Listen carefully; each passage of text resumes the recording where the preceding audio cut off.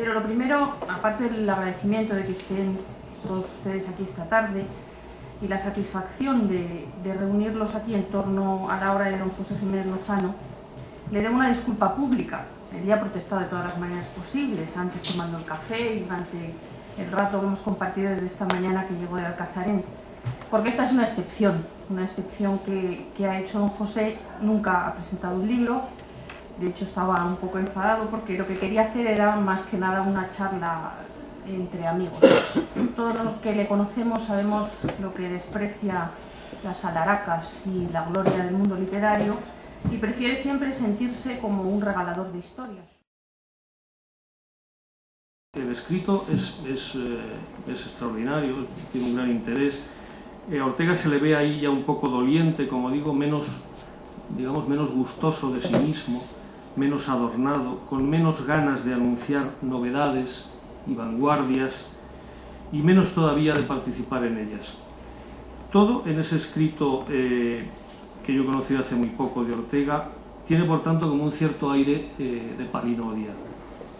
Pues bien, en ese articulito que se titula Llevo 12 años de silencio, el filósofo comienza por constatar, dice, que han acontecido en el planeta las cosas más graves desde hace 14 siglos.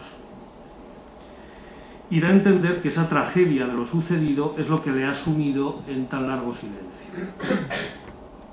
Y aquí se detiene para darnos a observar algo importante. Estas terribles cosas sucedidas, continúa Ortega, han acontecido con enorme ruido, pero en el más absoluto silencio. Para decirlo Ortega, ciertamente no está mal.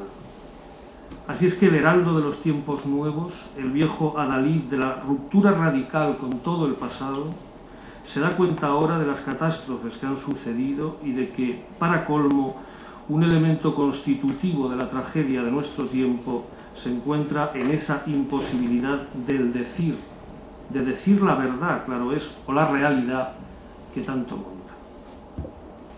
Se da cuenta, pues, de lo inservible de las palabras. De manera que a Ortega le ha hecho falta asistir a 3 guerras con sus posguerras y a la devastación de lo humano, tal y como el siglo XX la presentó, para darse cuenta de lo que muchos años atrás, antes incluso de la Gran Guerra, Karl Kraus o Walter Benjamin ya habían observado. Ya no quedaban en Europa, según vieron ellos, al filo de la primera década de ese siglo de sangre, palabras con las que decir las cosas, sino solo palabras que únicamente eran legitimadas por hacer de resorte para la acción y la dominación sobre las cosas y las criaturas. Si las palabras no terminaban convertidas en la efectividad de las acciones transformadoras de la realidad, entonces eran declaradas inocuas, inútiles o deficientes, más o menos como se da por hecho hoy que son las de la literatura. Y tras el ruido de las palabras eficientes y el silencio de las palabras que podían decir la verdad, naturalmente llegó la tragedia. Karl Kraus llegó a recomendar lo siguiente en medio de la proliferación de las consignas y los lemas activistas. El que crea tener algo que decir, declaró, que dé un paso atrás y se calle. Y Walter Benjamin, pese al predicamento que ha alcanzado su nombre, digamos, en sede progresista, no dejó de ser jamás un gran reaccionario, es decir, alguien que reaccionó frente a lo que Romano Guardini llamaba la idolatría liberal de la cultura y su mascarada de industria y de dominación. Pues bien, casi 100 años después de aquello y muchos años después de que Ortega también lo percibiera, nuestro mundo es el resultante de las tragedias, de los silencios y de los ruidos. Alrededor de nosotros un torrente de palabras se despeña día y noche incesante, insomne, con un ruido ensordecedor, con un galimatías del que no podemos sacar verdaderamente ninguna palabra clara. Las palabras de la acción de gracias, de la plegaria y de la invocación han desaparecido. El propio Benjamin se dio cuenta del enterramiento de la palabra propia del antiguo contador de historias, mientras al pie de su tumba había que taparse los oídos para no oír el estrépito de la palabrería literaria, incapaz ya de contar a los hombres historias de hombres, tal y como se había hecho durante toda la vida. Como si fuera Horacio, llevará muerto, hablando de una de ya ahora qué vamos a hacer. Pues no lo sé, el dinero de siempre. lo que he querido, yo creo que he sido muy bien comprendido por lo que se ha dicho hasta ahora, y que en adelante, si la crítica pues quiere bien ocuparse del libro, pues ya sé lo que va a decir, que es premoderno y estas cosas. Pues bueno, pues es premoderno. Cuando el señor Walter Benjamin decía que no había nada que contar, eso siempre me ha escandalizado muchísimo, oyendo todos los días lo que había que contar, las mismas cosas de siempre, absolutamente las mismas cosas de siempre. Claro, el sujeto de la historia hoy día no sería, como lo ha dicho muy bien antes, no tiene la historia de las gentes que yo cuento, no cuenta hoy, es natural, pero casi nunca han contado, ¿para qué vamos a engañarnos? De modo que, sean como sean las cosas en el plano cultural, yo, como he dicho otras veces, eso que se llama la poética de un escritor, que no tengo ninguna, veo interiormente unos cuantos personajes, unas cuantas historias y trato de contarles.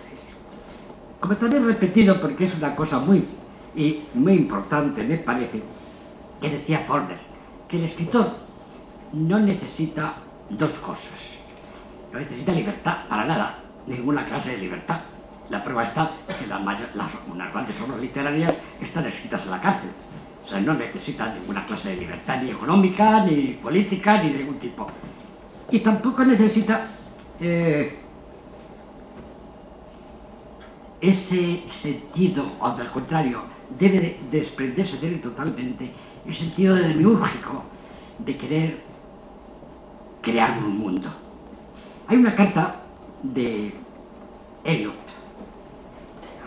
al poeta griego Séferis, que le dice a que se había terminado el poema, un poema largo que tenía. Eso es muy difícil cada día hacer poesía, decía Eliot, porque nos damos cuenta que estamos haciendo poesía y entonces nos ponemos muy importantes, que nos ponemos a crear y entonces pues mentimos. Ya lo ha preguntado Fray Luis cuando le alababan los versos que hacía en su tiempo, decía, no, son cosillas que se me caen de las manos.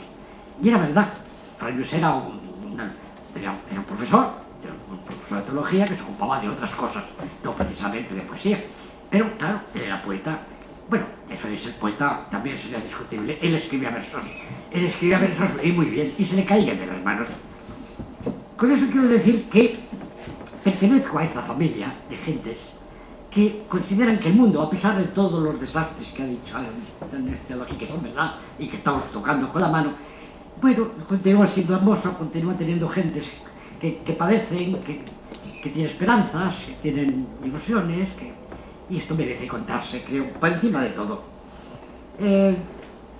También ha sido Enrique, que en unos análisis suyos de tipo artístico, ha dicho, haciendo comprender perfectamente, porque el arte moderno es así, que los artistas han entendido que los hombres es una especie de plastilina modificable a voluntad, y entonces nos da lo mismo poner los ojos en una pierna que cualquier otra cosa, porque el hombre no tiene naturaleza, sino que es pura historia y, por lo tanto, solamente política, y esto lo habría que hacer.